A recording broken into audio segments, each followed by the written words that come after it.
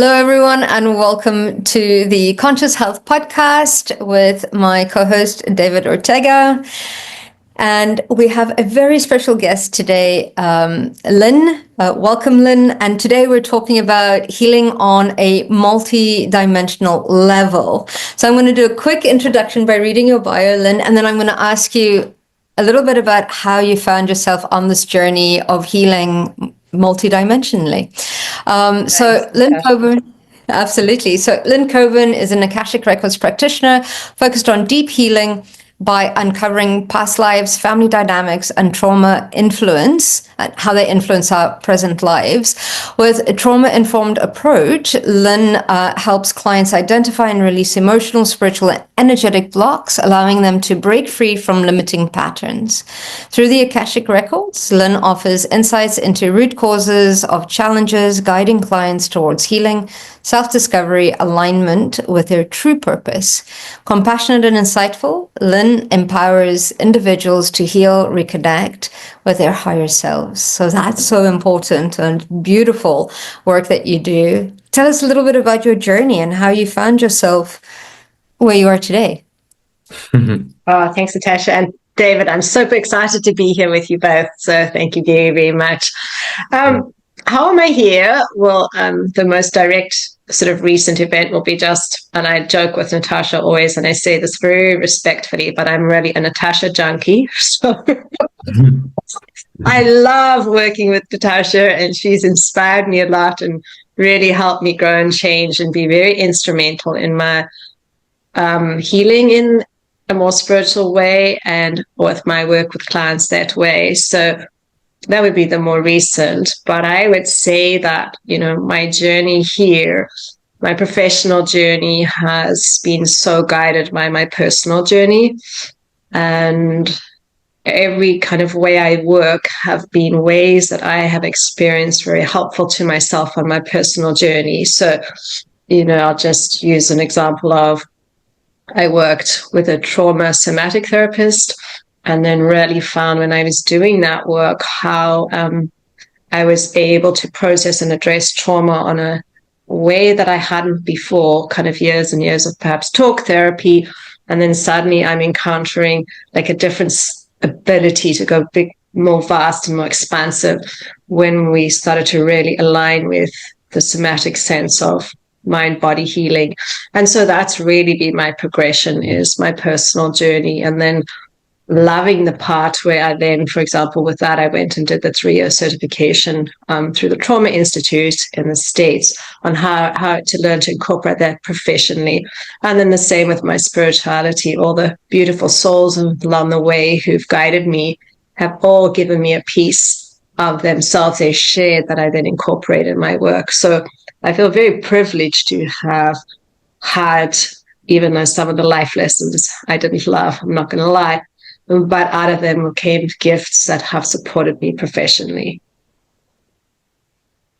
Oh, that's really interesting. And I'm always curious about this level of consciousness that you can have when you access those spirituality realms, let's say, that consciousness. And what were some of the insights that you had when you were younger with these interactions, with this spirituality, with this intuition, where you perceived that you were probably different from others? No? Yeah, so I'm not sure if I'm landing your question correctly, David, so just guide me if I'm not. But I would say, even from my teens, I sort of had awareness of a strong intuition and sort of just this deep knowing, this, clear cognizance of just something's right and I'm going to do it. And really just trusting that. I had been brought up in a very Catholic way of being. And while I don't practice that at all anymore, I'm very grateful for the prayerfulness and the connection with vastness, consciousness, creator space that it gave me. And so, yes, that knowing and that sort of reliance on that ability to know that if I felt something, I could rely on it. And a lot of my journey actually has been trying to come and trust that, because I spent a lot of my life disbelieving that. There were lots of things happening in my childhood that led me to not trust that. And I'm sure my journey with that isn't over, but I can honestly say that it's been coming more and more to trust that, so much so now that Natasha's really helped me kind of, and I'm not going to say step off a cliff because it doesn't, but honestly take leaps that are very, like, feel very connected. But my 3D self was like, no, that's not safe. That's not secure. Don't do it. And then that sort of support that I've had to be able to step into that awareness that there's so much more than the 3D, and that the 5D is wanting to support me and wanting me to actualize my higher self. And so, yeah, David, did I kind of get vaguely to your question? No, yes. Actually, okay. You mentioned one word that nowadays it's very common, and many people are dealing with that. That is the trauma that we pass while we are child, when we are children, and where we sort of we create shields, we create coping mechanisms, we create ways to bury those that pain and many of the insights. And when we start dealing with those situations without trauma, I think we open those gates to perceive more of who we are, and we assemble the puzzle that we needed in order to jump into a higher dimension, let's say, no? Yeah. So yes, you answered perfectly. And what could be some, if you want to mention, of course, some of the traumas that you uncover and that allowed you to step into those new situations? Absolutely, David. Thanks for asking. So, I would say, the connection with my mother was very challenging for me growing up. And I did everything I could to avoid feeling it, to avoid connecting with it, to just not only push her away, but push that aside. And then, as you mentioned, we developed these coping strategies that are highly effective as a self-protective mechanism when we're young, to ensure our survival, to ensure our sense of safety. And then, I always say when we're looking at healing, we spend the first sort of 20 years of our way of being developing these coping strategies and these self-protective mechanisms that we then spend the rest of our lives unlearning because they're not helpful and they're not conducive in more meaningful relationships. So, I can definitely see very pivotal moments in my childhood of some challenges with my mother, then challenges with eating. I would say, my divorce was particularly painful. I also lost my father to murder, and that brought up a whole new trauma that I went through, and as well as another significant one with my second child going through a medical crisis and sort of not being told he would live when he was 3 weeks old. So all of those, I'm grateful they are not right on me, because I wouldn't have been able to say this at the time, but they've afforded me a deep ability to challenge myself, to challenge ways about myself that needed to be challenged, and have given me a really deeper sense of meaning in the world, and have allowed me to expand. And, while I wouldn't necessarily tell any of this to clients, however, there's a holding that I know I feel, and they may never know my story, but I feel that I can contain a lot of this. And I wish I hadn't had to learn it this way. I wish I could have just popped on this planet and had all these abilities, as I'm sure we all do. But it's really helped me create more ease in the world for me. And then also for the people I work with, I hope. Thank you so much for sharing that. really resonates with me in the sense of that space of, well, first of all, your bravery to share, and well done you in overcoming so many of these challenges. And you're right, in this world, we I don't think anybody on this planet escapes without some sort of trauma, as you say.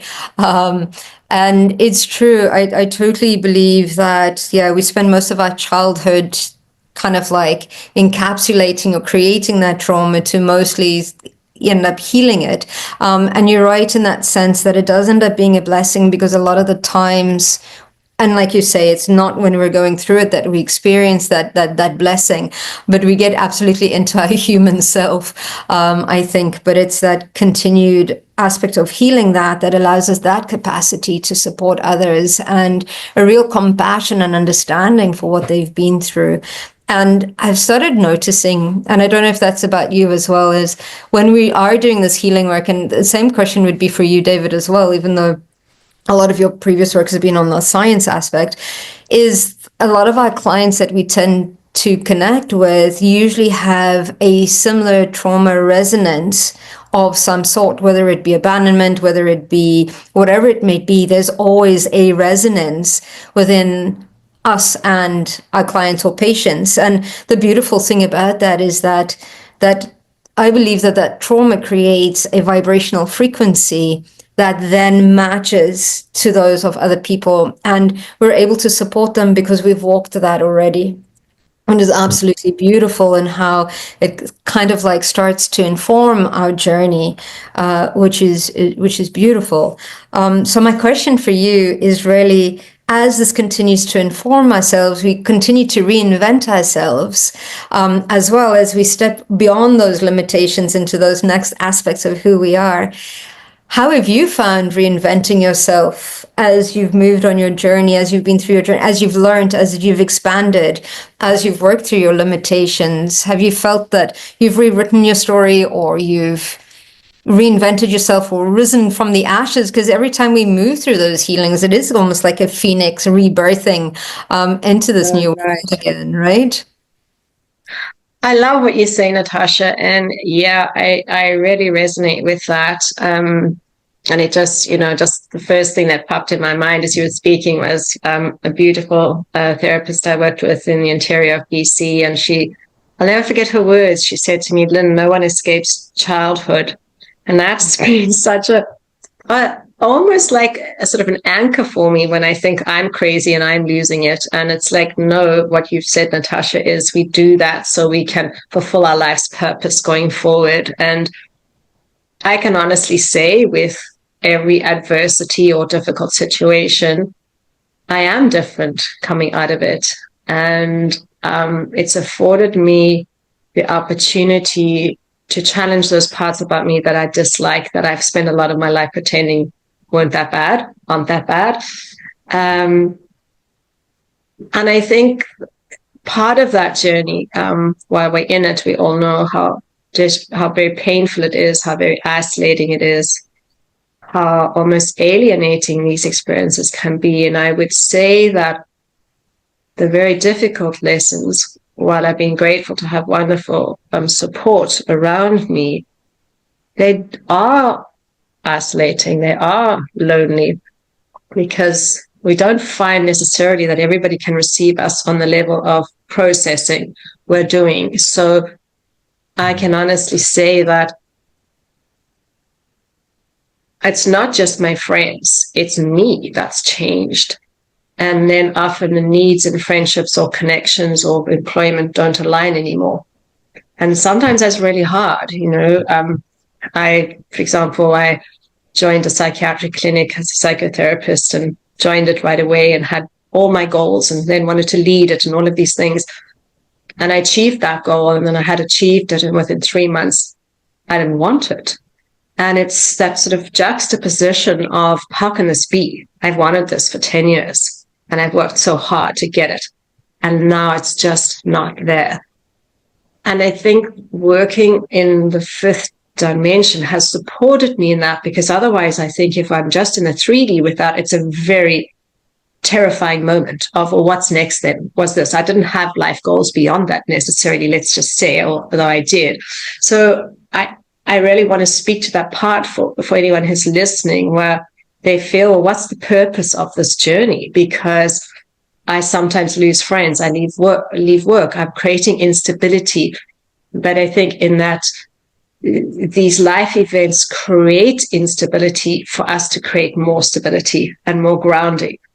And with bringing that understanding of that more vaster concept of, it's not just about the 3D, it's not just about the job, it's not just about that relationship ending, but the contracts and the purpose, that has brought me so much comfort. And I find myself right now in one of the situations where I took 6 months out to do my own little sabbatical and have come back into my life with many real things having changed, like my 3 children leaving home, and they have been my greatest joy and passion and sort of part in the world, but they've launched and don't need me. And my employment in another organization isn't aligning, and I've had to leave that. But now as I'm wisening up, not aging, I know that part of me that's on another precipice is to help me soar, not to help me sink. But until I came into that awareness, it would feel like the world had abandoned me. And what the hell? Why do I have to go through this? This isn't right. This isn't fair. And now I can have that understanding, but also know that if I want to progress as a soul, which I do, and is the most important thing to me, then I have an opportunity to embrace that in all levels, to become multidimensional, not just 3D. Lynne is this in this way of being. So that's kind of how I really find my work supportive to myself and then to people I work with.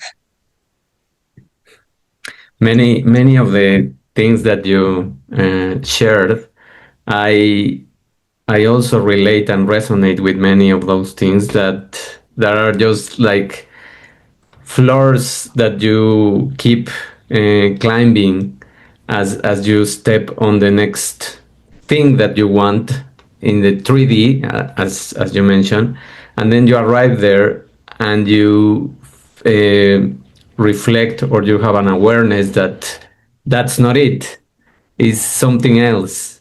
But being in that place now, let's say in the second floor, you perceive different things, and then it comes another goal, and you step up on the third floor, and again you keep climbing that ladder that we are programmed with in this 3D, and we ask ourselves those kind of questions. And I think many people right now are dealing with those questions of not knowing if they are really fulfilling their own purpose. But having that spirituality and having that sense that it's not about just the material things, but it's about the soul's purpose, that's what is going to give you deeper answers, no? And that's what is going to align you with a new kind of people. And that's right, you also lose a lot of friends, you also lose a lot of people, because you separate. I think that you are kind of separating yourself from those vibration levels, and then you arrive to a new level of vibration where you need to find that vibration with other kind of people. So meanwhile, you are dealing with this gap that you are having, no? And that gap is the one that makes you feel empty and alienated and isolated, and all of those feelings that are extremely painful. No?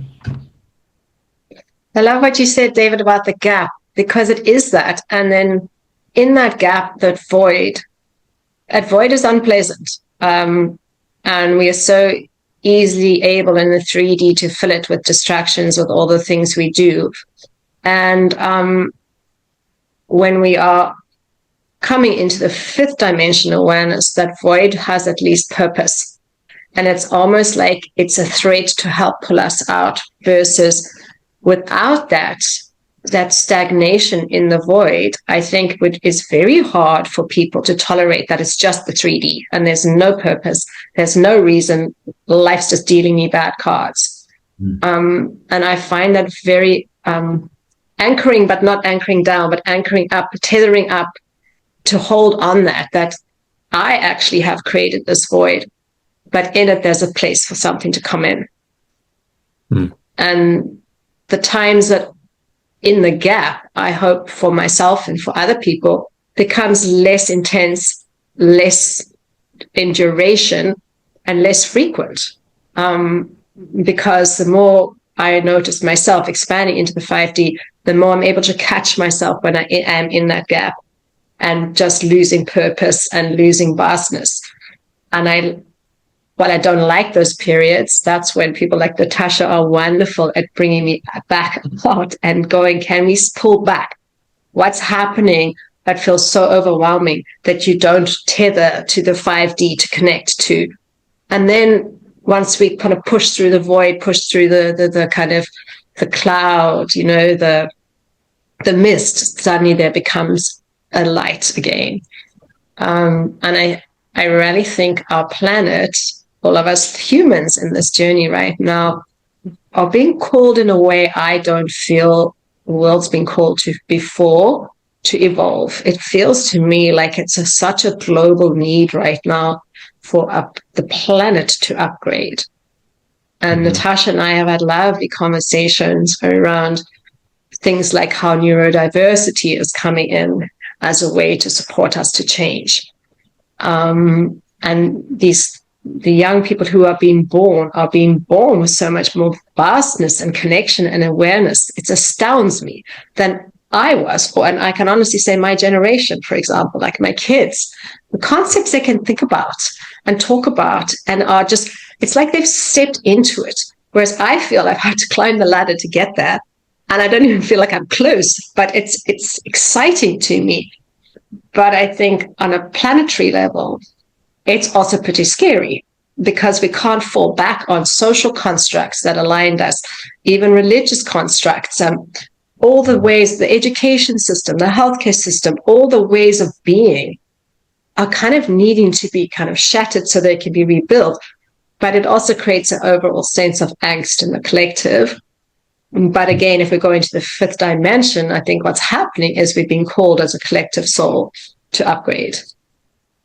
And it's beautiful that you work with all these different aspects, because a lot of the times awakening into doing soul work usually comes based on trauma. Usually somebody skirts a life-threatening kind of, whether it's an illness or an accident or a rock bottom of some sort that activates the trauma, really activates the question of who am I, why am I here, what is this purpose, that is of who I am. And I love that in that sense of really digging deep, because a lot of the times people find faith and hope and start looking for answers, whether it is through a religious aspect, or it is through looking at their spirituality, like, modalities like Reiki, like Akashic Records, where people actually, it's through traumas later on in life, I believe that we start to actually really dive deep into that space of the awareness of who we are and the limitations. It's almost like, I think when we're young, it's like they're showing me, we get like jackets. We get put on these like little jackets and these coats, and then we get older and we start to remove them because they start to become too restrictive and too tight. So we start to remove these and to find out who we actually are, and it allows us to grow and to shine, which is absolutely needed. But I love that aspect of the void, because I think that we're all working in cycles. And it's that aspect of kind of like the 4 seasons. We're constantly working through that. And I think that void aspect is that space of winter. And that space of winter is where we go inside. And that space of that what is no longer and what's to become. And I find that so beautiful in those cycles, but without winter, spring can't come.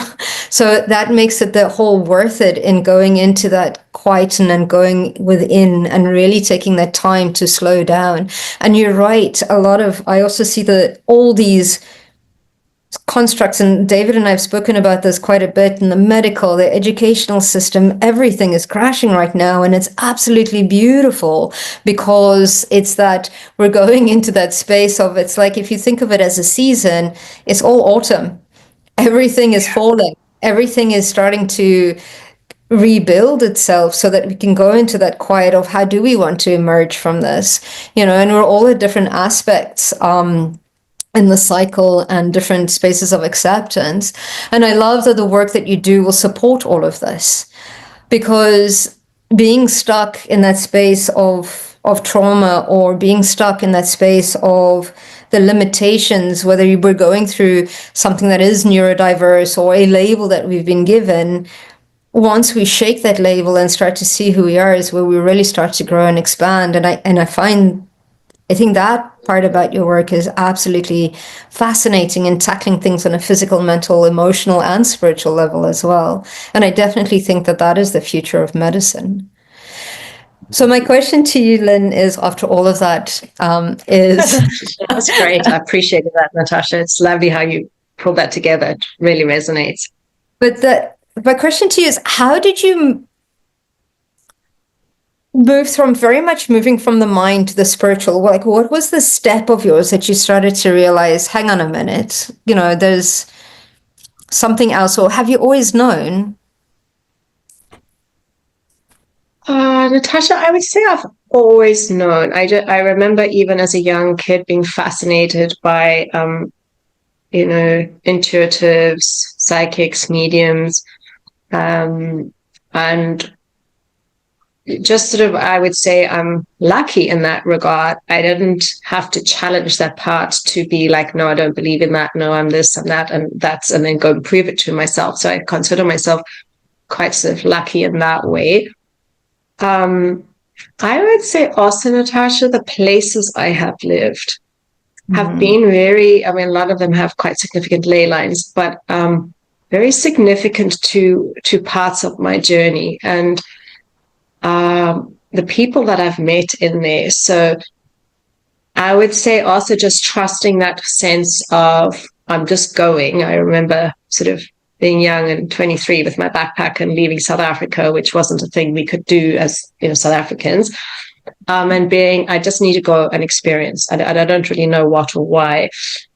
And I think, as much as I've missed my family and, have a lot of pain around that separation from my country, from my culture, from my family, from very dear friends, I've needed those places for my spiritual growth.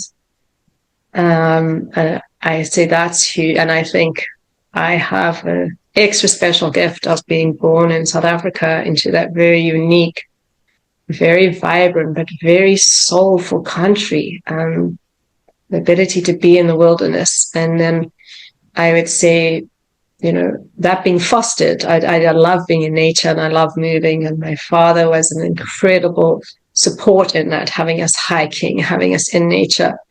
But also where I grew up, and when I know Natasha remembers this too, is we grew up in very simple ways. We may have been quite an efficient country in every regard, other than our ability to tolerate, not being racist in the apartheid era. But, there was no TV in my house in South Africa until 1976. And in many ways, we were quite backward. And I think that also supported that development, because there's time for your mind to flow and to play and to go in the etheric space when there's nothing, when there's no boxes and boundaries and, on the video screen, I'm this and that. So I'd say I've been very blessed in that, being supported by the 3D and the people who I've met, in places as weird as living in Saskatchewan, which I really didn't like. And I tell everybody, that was because I was really bad in the past life. And respect to everybody who lives in the prairies, because there's beautiful people there. But for me, it was one of my hardest challenges. So, yes, that's, those things have really been supportive to me. Yeah, there were two things that you mentioned about the falling of the structures and this new way of the generations that is coming, with this neurodiversity, that it has also been mentioned by many of these quantum scientists that try to explain it from the science part, that this quantum physics is completely connected with this spiritual area, because it's the only link that science and spirituality can have, where they can cohabitate and don't, let's say, they don't fight with each other, and then they find that blending mixture where there are many phenomena that are happening, and as you mentioned, many people are connecting with this energy that is being that pull many of us to these new vibration levels. And as we go up, or as we leave those spaces of void and things, I think we kind of look back and we see the falling of those structures also give us pain and hope. So it's a contradiction that we also have in ourselves, and that we need to understand these new generations. Actually, we are going to interview in the next episode a very young person that has 30 years old, and he has these labels and has had those labels of being autistic, of being different, of having psychotic episodes. And he was telling me, I didn't even know how to react to many of those things, and how to pivot from those spaces where they gave me medication and things, and all of those things. But he stepped out. He's going to talk about it, of course, that which is intriguing. But he now is stepping into this new dimension where he recognizes all his power, and when you listen to him, it's like you are listening to someone that has lived many years ahead of us. Yes. And that's the power that these generations have if we listen. But if we try to label, if we try to compare them with the normal that we have just set the bar for the normal, that's when we are going to repress all that energy that is in these generations that are going to take us away from many things now. Right. I love what you're saying, David, because I spent my first years in my counseling career working in a psychiatric hospital in Cape Town in a men's intake psychotic ward, and my training was very rigorous in terms of understanding mental state and can I come up with a diagnosis, even though I'm not formally allowed to diagnose, but using that very medical model. Mm-hmm. And while it's helpful in understanding how people's personalities might work and what defense mechanisms they might be up against, etc., it's so limiting and so restricting and very damaging in a lot of ways to people. And I remember the first time that was challenged for me was I worked under this incredible consultant psychiatrist. He was British, but lived in South Africa. And he would not he would just not align with kind of the real traditional, very paternalistic patriarchy medical model. And because we worked in a predominantly Black hospital, given the ratio in South Africa of, Black and white people, most of our patients were Black, and they were coming in typically with a psychosis, which if you look medically, there's reasons why, or you can look spiritually at what a psychosis is actually doing for you. And there's a condition in the Black culture of when people experience what we would call delusions or hallucinations, that it's a part of a spiritual growth. And one of the words is Amamfufuyana. It's a lovely word, but it means when I'm listening to auditory hallucinations, and I use that in the medical model. And then he said, well, how do we know that this person is psychotic and not experiencing their spiritual process of Amam Fufayana.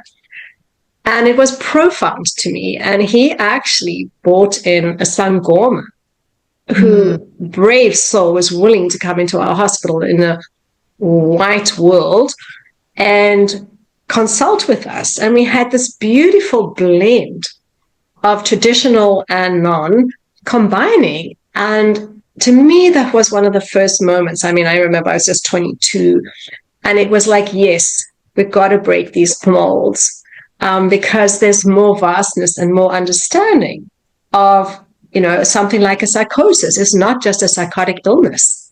I appreciate there are times it just is, based on organic features, but there's also this whole gap that we've missed on what it means spiritually. And I love, like you're saying, that these young generations are just coming in and busting through this. But look how long it's taken me and sort of my generation in the healthcare industry to sort of come to these places of how do we incorporate and challenge that. Yeah, that's so interesting, and absolutely, I love that person that you trained under actually brought that in, because I was actually having a conversation. A very close friend of mine this morning, and we were talking about somebody that they knew that was going through a it's not being bipolar, it's schizophrenia. And it was so interesting because I asked them, I was like, did they have an extremely traumatizing childhood? And it's so funny because sometimes when you start to understand the spirituality behind it, perhaps they had that split personality, was a soul that has come in to support them when they were feeling that time. And it was so interesting to see how we create these, not that we create, we have soul contracts with other beings that step in to support us when we're going through these phases to cope with these situations that we've placed ourselves in. And it's like you say, later on we don't need them anymore, so it's needing to release them. But there is a spiritual side of it. And it's like you say, yes, I agree that sometimes it's not denying that that isn't a thing, but a lot of the times, a lot of these, it's not even a disease, a lot of these things are rooted in a spirituality that we're unaware of. And I know because one of my students who does light language, who she was in this space of complete channeling, and her neighbor freaked out and she ended up in a psych ward. And she was just like, oh my goodness, this is nuts, because one, she didn't want to take the drugs, and two, she had to play through the protocol to get out of the system, because it was just one of those things of, how do I explain this? And I think that is that trying to label or fit things into a box is actually a lack of knowledge, rather than, because we end up thinking, okay, no, we know it all. This is what it is. This is how it's presenting. And you're right, there is a need for that. But it's a yes and, not an either or, I think is important, because then you have more information, so you can make more of an educated decision as to what is going on and how can you best support this person, even if they don't fit within that mold. And I think that's what these beautiful neurodivergent children that are coming in, the children of the future, is they've come to show us that it's not about being in the mold or outside of the mold, is that there is no mold anymore. They're releasing that and they're expanding that. And I think technology has a huge part. And I don't think it's an accident that we're getting an influx of these beautiful, brilliant beings come in as technology and AI is starting to ramp up, and this more of a free way of thinking and expansion is happening at the same time. And it's like you say, we're like the dinosaurs in the sense of like, how does this work? How does this work? It's like, I mean, our children almost come out with an iPad and knowing how to sync phones and all sorts of technologies. Lovely. We were like much older trying to learn. I remember trying to teach a little tortoise how to make a square by giving it commands. I mean, DOS was still a thing. Like, when I started learning about technology, as like, I think it was Windows 95 was just coming out, and it was like, oh my goodness, you know, kind of a thing. Whereas kids nowadays, there's so many apps and so many things that happen. We're moving at a much faster pace, so we can't stay fixed. And I think that's true for medicine, and it's true for education, and it's true for finances, and it's true for business, and it's true for everything. It's breaking that mold, but it's how do we help people to become agile and to respond and to release and to let go? Especially, I think in us older generations, we tend to hold on to things that are more fixed, right? What is your advice for letting go, for surrendering, for adapting to change? That's a good one, Natasha. And I probably would say that the younger generation could probably answer this better than me. But to me, it's curiosity. Mm-hmm. If we each individually can constantly hold curiosity rather than sit in judgment, rather than sit in the knowing, rather than my way, rather, can I just be curious what's happening here? I might not like it. It won't be easeful for me. But we need to hold curiosity, just like my consultant did in that ward, where he didn't have enough information to make a treatment protocol for these patients. And I really fall back on that a lot, especially if I'm confused or challenged. I'm like, okay, can I just be curious? I don't have to have the solution. But can I just, almost, if we sit on our hands right now, that's a very definitive energy of I'm staying, I'm stuck, I'm here, this is it. Versus, this willing hands, one of these concepts we talk about in dialectical behavior therapy around the more radical acceptance of, do I want to fight and increase my suffering? Or can I learn to just make meaning of it is how it is for right now in a willing way? And why I can't stand that term radical acceptance. There's something in that, but it mirrors and matches with curiosity. And so I hope I can remain in that stance because it just affords a crack in my way of being and thinking that I know, because I don't know. And how can any one of us ever know everything? Yeah. And I love that. Just, can we be curious? Yeah, I love that. Yeah. Yeah, I agree. I agree that we need a lot more curiosity, and many times what shatters curiosity is this level also of distraction that people can have with the same technology. If we get immersed in that kind of fast-paced rhythm of technology and distractions and things that are just trying to program us into the same old thinking and level of obeying things, we lose that curiosity and we don't allow to understand. As you were mentioning the example of that you had in South Africa, with people, we need to open those let's say gateways of imagination again, and thinking into sort of like a child and trying just to listen what happened to the person instead of trying to come up with diagnoses, medications, or all of those things. And it is so funny that we are having these conversations because I'm teaching psychopathology to students of psychology, and there was an activity where they had to reflect about the origin of mental illnesses, and they had to watch a video of some Spanish psychiatrists that were talking about these new levels of consciousness that they have, and trying to talk about yoga, meditation, nutrition, instead of medications.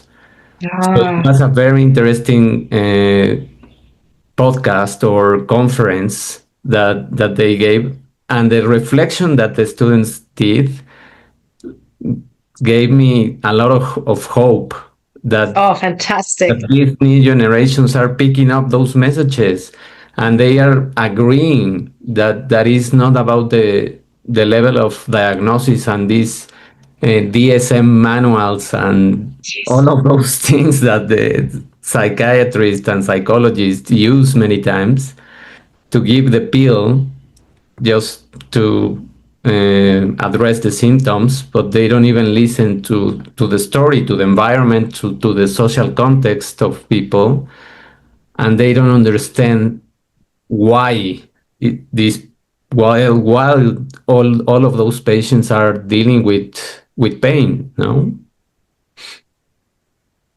That's fascinating. I love that you are teaching that, and that those young beings are grasping like that, because, like you said, I don't know how many hours I've had that DSM drummed into my head, and now I spend every moment ditching it out of my head. So interesting. So unhelpful.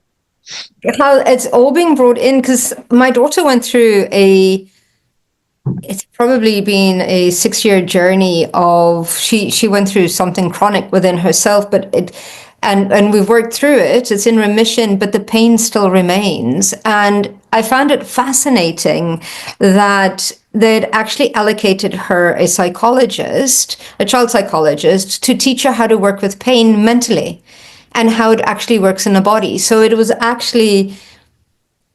is an arm of psychology that is here specifically to helping to understand how pain works, because they said to her, her condition is completely, it's fine, but and people used to say, oh, it's just in your head, but they've started to realize it's not just in your head, it is. And then they've started to explain to her.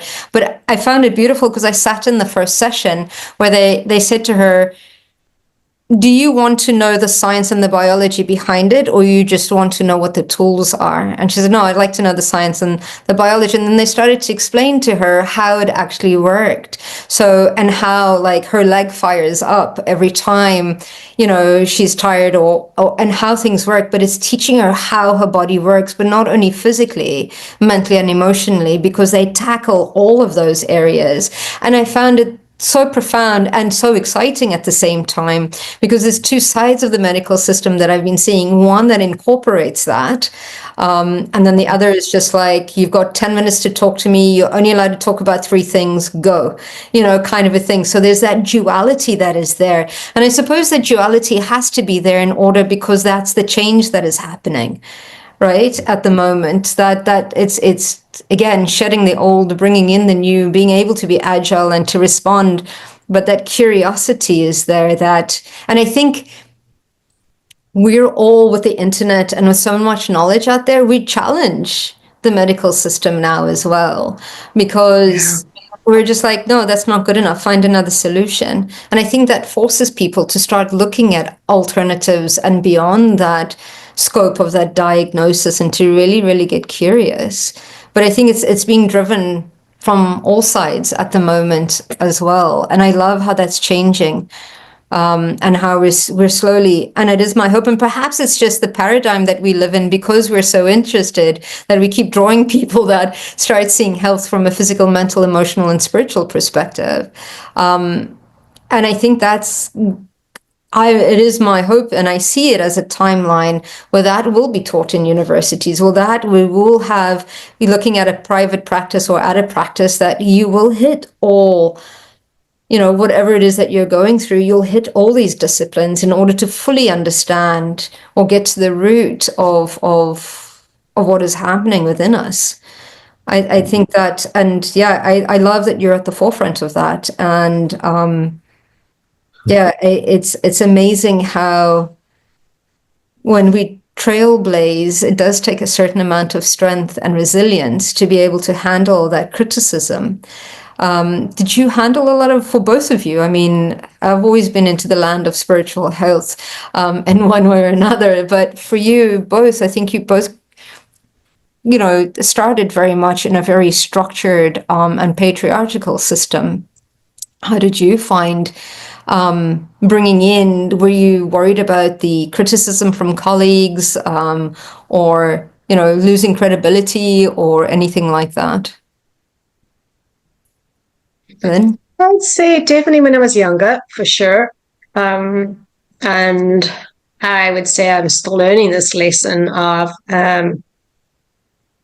I'm choosing who do I say to and who I don't. So I would say I haven't completely bust that barrier yet. So sort of, would I say that I'm 100% authentic and just like anybody I meet, that's me? No, not yet. Who I want to be, yes. And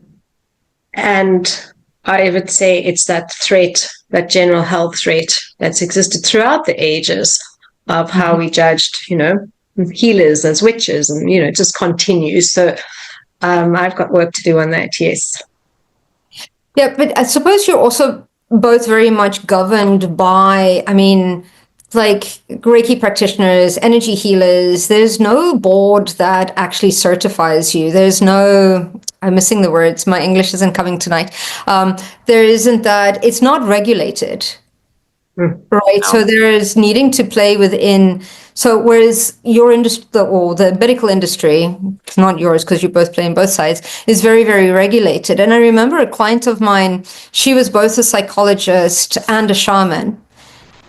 And the threat of her license, depending on the work that she was doing, was real. So for her, she absolutely had to play that game for a while, in a sense of saying, okay, who do I transfer over? Which must have been extremely frustrating because you have the tools to be able to support somebody and not be able to use them.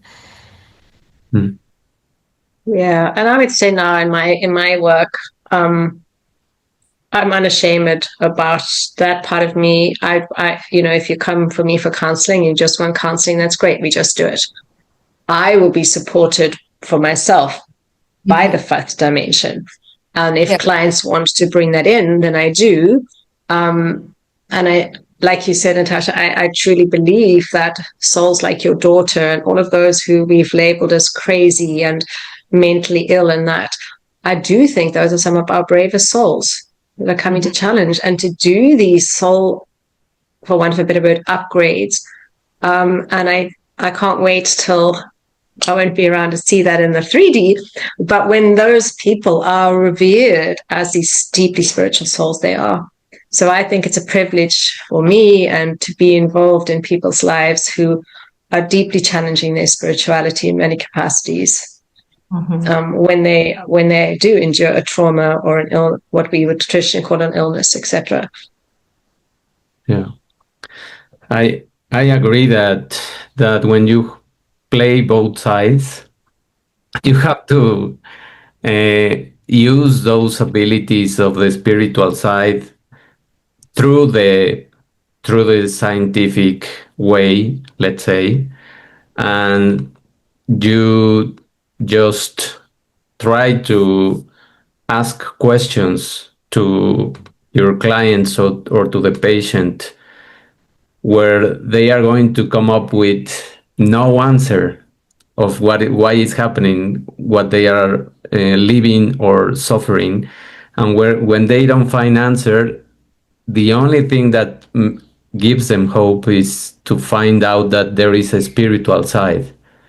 There is a spiritual side, that there is a soul side that is taking you to the levels of learning things. And that's when people say, oh, I never thought about that. And having that new path of knowing that there is a purpose of all the learning stages that they are living, that's what they give them hope and awakens that curiosity. That I think that's what happens when you apply the techniques that you know with science, but you ask deeper questions so that they arrive to the answer of not knowing why things are happening. And that's when you probably drop the question of, well, maybe there is a spiritual way of your soul telling you that. Because everybody, I think, that resonates with having a soul, in spite of not being so spiritual. No, let's say everyone agrees with that concept, and they know that there is something that they can explain, but having that concept of soul gives them direction. in a different way, where you now can use those spiritual techniques, no? So true. I suppose it allows for a deeper understanding as well. And I think a deeper holding space and like we were saying earlier, a more complete picture so that you're able to support in a deeper way, I think. Mm-hmm. I think it just increases our resiliency to go to the next layer once that one feels more cleared and understood. Versus that feeling of this is just too much, I want to check out. It's more, okay, I did that one. I've obviously got the buoyancy for this next life lesson. And so therefore, I'm with you, Natasha, it gives us hope when we can tether to the 5D while we in this 3D. Yeah, absolutely. So do you support families as well? Because a lot of the times it's not just the person, but it's the family that are going through the trauma or an intergenerational aspect of trauma. Yeah, Natasha, actually, that's one of the fun things I love about what I do is when I can blend systems together. So whether it's a partner that needs to come in or, a dyad or a triad, to do that, to me, that's lovely work because we are in a dance in every connection we have. Yeah. And just like any other thing we do, we just do it. And often we don't pull back and be mindful about why am I doing this or why am I bumping into this problem? And that's why, often we can do it for ourselves and we have understanding, but then I put back in that partnership or that dynamic and I'm stepping on someone's toes again, so to speak, in my dance. So I love that.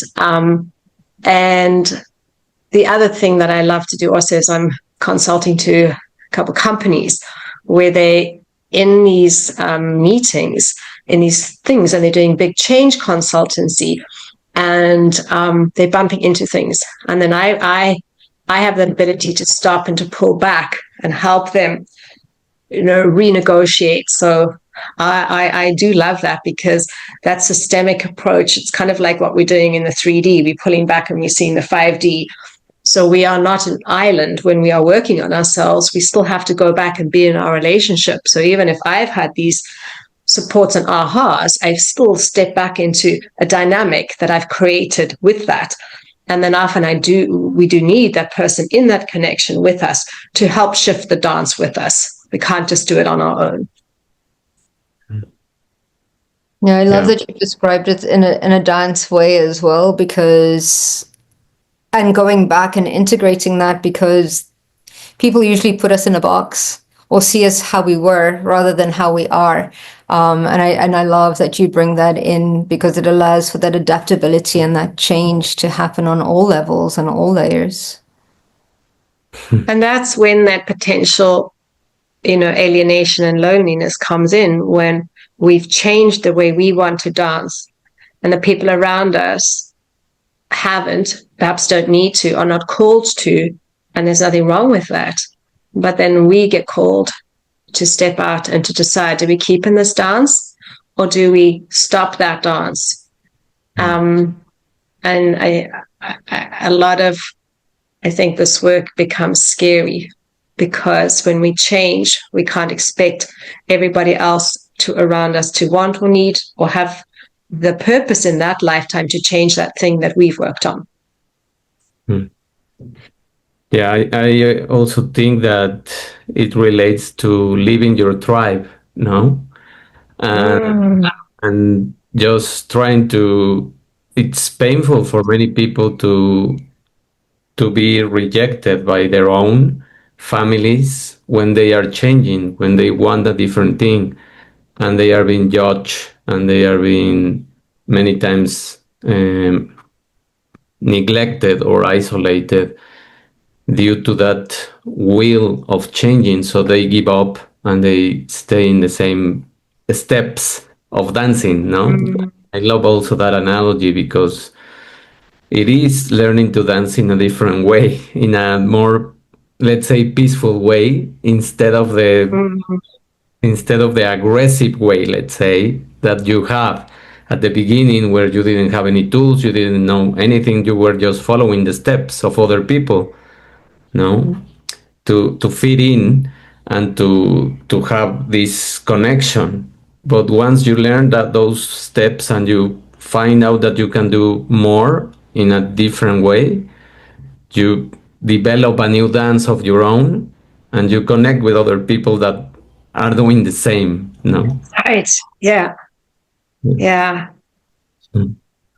Yeah. So, Lynne, how could you wrap up this, all of these concepts? It's too much of information that we have discussed, but let's try to come up with something that we can wrap up the learning curve of people from the 3D to the 5D, and how can they also approach you or contact you? Oh, thanks, David. Wow. To summarize, I would just invite anybody that's curious to take that one step. Just take one step into, if they have any sort of pinging, any intuition that combining this or trying to understand it might be helpful, just to trust that, and to see where that goes. And we don't have to know. Again, if we can just hold that curiosity for ourselves, I'd love that. I don't really have a succinct way of capturing what we spoke about, other than to say, I'm very grateful to be in the presence of both of you and sharing and doing this dance that we're doing together. And it excites me. And thank you for giving me that opportunity. And, you know, if anybody does want to have a chat to me, and I have a website, I'm online. It's just lynnecowburn.com, but spelling is LYNNECOWBURN. And otherwise, yeah, just thank you. And to you both, thank you for all the souls that you're supporting. And I look forward to finding you in other avenues too. Absolutely. Thank you, Lynne. Thanks for sharing your knowledge and wisdom. And I'm sure we need a follow-up, because there's a lot that we spoke about that I'm sure we can like completely dig into a little bit further, even if it is just to look at 5D and 3D and what that actually means and how to support each other out of that as well. Would be great. And we didn't even talk about past lives. Right? Yeah. Next time. That would be amazing. Yeah. We'll have to do a second part of this episode. Oh, that'd be fun. But I love all those analogies, and let's say that we invite people to learn how to dance in a different way, and how to connect this 5D dimension that we are being pulled for. So thank you, Lynne. It was a pleasurable conversation and a very insightful conversation that we definitely need to come back. Thank you both most sincerely. Yeah. Thank you. Thank you everyone for listening, and we will listen to each other on our next episode. And please ask questions and contact us. I will leave all the details of Lynne in the caption and in the description. Thank you. Thank you, everybody. See you all soon. Thank you, everybody. Goodbye. Bye.